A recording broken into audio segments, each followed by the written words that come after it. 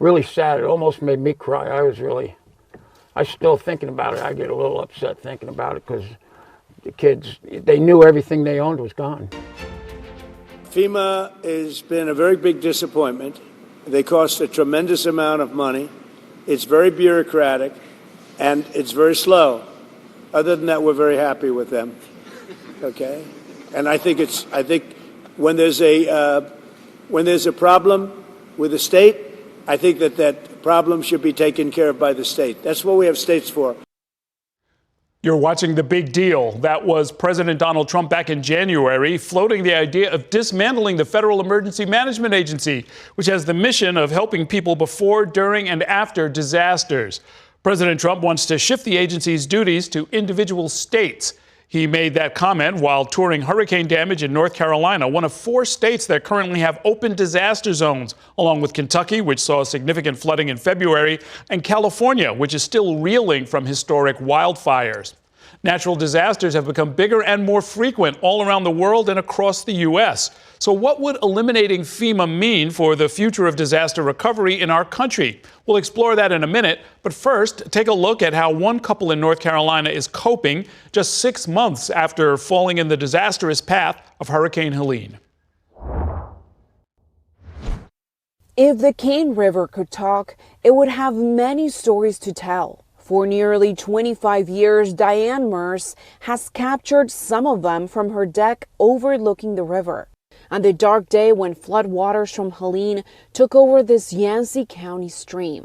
Unless you were here to witness it, it's hard to believe. Diane and her husband Bill had a front row seat to Helene.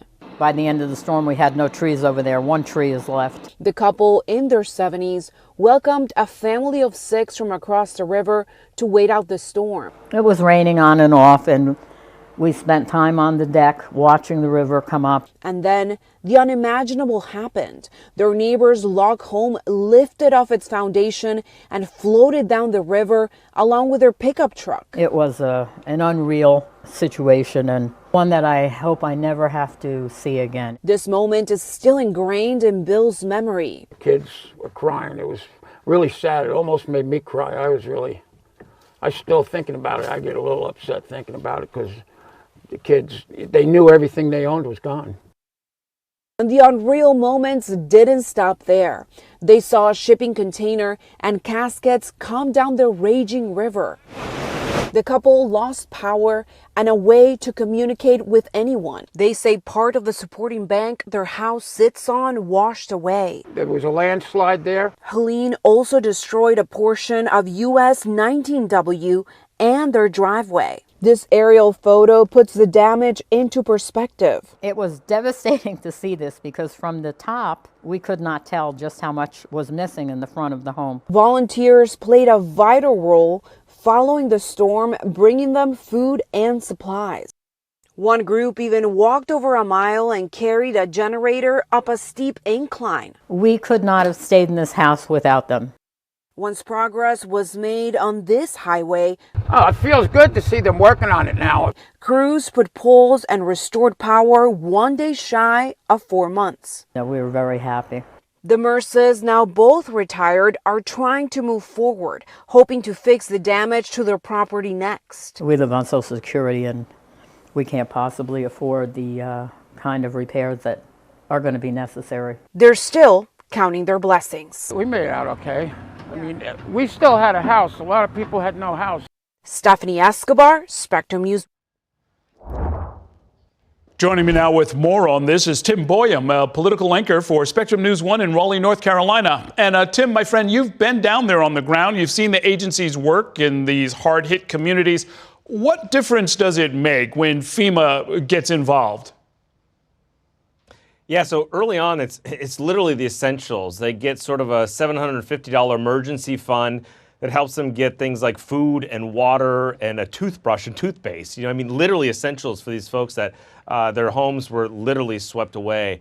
Then they eventually get, money to be able to stay in hotels for a while they figure out some more long-term housing. We've seen those FEMA trailers, right? There's temporary housing. But even long-term, they invest a lot more money in these communities as well. When I've been out there, a lot of these people live on the other side of creeks that turn into rivers, right? And they have private bridges. And some of them go to neighborhoods that cost almost $400,000 to replace that bridge. And so FEMA does pitch in, but they only pitch in so much. So for instance, one family I talked to, their whole neighborhood, they're getting about $12,500 per family, but it's going to cost another $20,000 out of pocket per family to replace that bridge. And so that's when they rely on more money from Congress or the state or to see what FEMA can do long term. But it's all over the map, but it is essential money for these families to literally get toothbrushes and toothpaste and food at the very beginning. So now the president's recent moves to shrink the size of government are actually having real world consequences. We saw billions of dollars in FEMA grant money frozen as the Trump administration tried to determine whether money was actually making its way to migrants. It disrupted payments to states and local governments and nonprofits. It really kind of caused a big mess, right? Yeah, and to be truthful, the nonprofits have played a huge role out.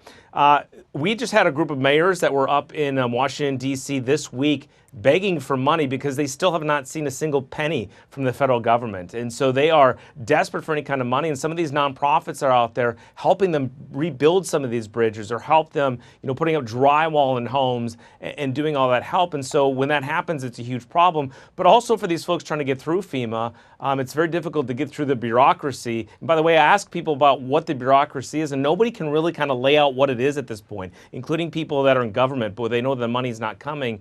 And so it is a big issue because if there's fewer people working on these cases, or if the money's not going to nonprofits who are really actually getting work done in the long run, they're stuck. That's really how they feel. Well, so now I know down in your state, but also throughout the Midwest, there's been a lot of flooding. And another important function of FEMA is to run the National Flood Insurance Program, which insures millions of American homes that can't get coverage in these flood-prone areas. It's a major program because without the insurance, the banks won't issue mortgages to potential home buyers. Everything just becomes a lot harder. So if FEMA should go away or shrink significantly, what happens to this vital program? Yeah, that's a huge questions out there. Nobody really knows the answer to that. I think some believe that it could go to another agency in the federal government and then it could tackle it. But would those people follow there that have that expertise? Would it come out the same way? It's a major concern. Obviously out in western North Carolina where they didn't think they were going to have 1,000-year floods happen. What we've seen not only with Hurricane Helene, but Tropical Storm Fred a few years ago, getting that insurance. And so it could have a huge impact even on the real estate industry, as you mentioned, with the mortgages, those not being able to happen or transfer without that insurance program. So that is going to be something to watch really closely. And I get, in our last minute, I mean, when the president talks about let's shift it to the states, I mean, and you cover state government. Could the state of North Carolina, even with, I guess, extra money from Washington, have handled the response to the recent flooding? Well, that depends on who you ask. If you ask, I've asked Republican state lawmakers in North Carolina, and they say, sure, I think we could handle it. The question is, the money's still not flowing through FEMA right now. Would it flow immediately to the states? That's a big question about whether that would happen or not, and how the state could handle it with its expertise. I recently talked with our new governor, Josh Stein, who was also a state senator in the past, in Asheville about this issue. He says he's talking to the Louisiana governor about trying to reform FEMA. They do believe there's too much red tape to get through, but there's no way that the states could handle this. And how do you handle it when you have a state like North Carolina that has natural disasters, frankly, every few years, and some other states that don't have any? And so how do you handle all that? And also the expertise that is in FEMA. Would you have to hire people in North Carolina? There's a lot of questions about that. But right now, Republicans say, yeah, I think we could. And there's some real hesitancy among Democrats and others that have been doing this for a long time. Okay, thanks very much, Tim Boyum. Thank you for watching our YouTube channel. Let Spectrum News be your resource for balanced, in-depth political coverage, and click the subscribe button right here. You can also download our app or watch us on TV to learn more about the candidates, where they stand on the issues, and more. We'll see you then.